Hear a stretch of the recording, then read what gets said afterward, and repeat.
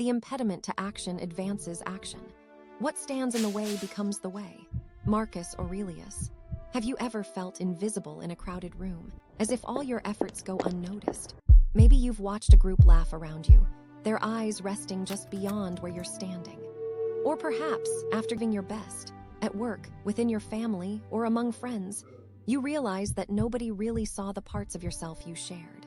It's hard to explain, but sometimes the world seems to move around you, not with you, leaving behind a quiet ache, the sense of being overlooked. This can slowly erode the ground beneath our feet. Our sense of worth of being enough can feel fragile. We wonder if our value depends on whether anyone else acknowledges it. The emptiness is real, and you are not alone for feeling it. But Marcus Aurelius saw this another way. When faced with the pain of being ignored or cast aside, he believed it was not a mark of unworthiness, but an invitation, a doorway to transformation. For him, life's obstacles were not final stops, but stepping stones. What stands in the way becomes the way.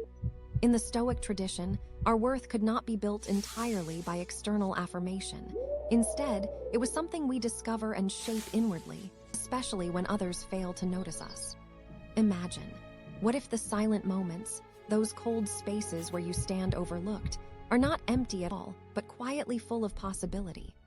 Through his eyes, these moments are not a negation, but an opportunity to turn within to ask, who am I, independent of what others see? What values, what strengths do I find when no one hands them to me? When we practice this, something shifts. We begin to notice our own quiet courage in persisting.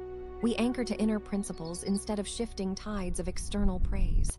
Maybe, instead of overextending ourselves for visibility, we learn to set gentle boundaries, to treasure effort for its own sake. Small habits grow.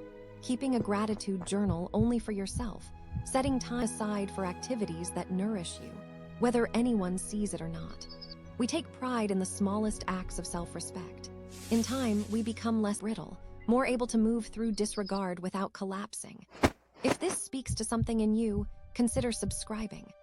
I'm building a quiet corner of the internet for people like us, people asking harder questions, healing deeper wounds, and finding their way forward. Drop a comment if you want me to explore something specific next. I'd love to hear your story. You don't have to fix everything all at once. Sometimes, simply sitting with yourself when the world turns away is an act of courage. Thanks for giving this space in your day. Take care of yourself. I'll see you in the next one.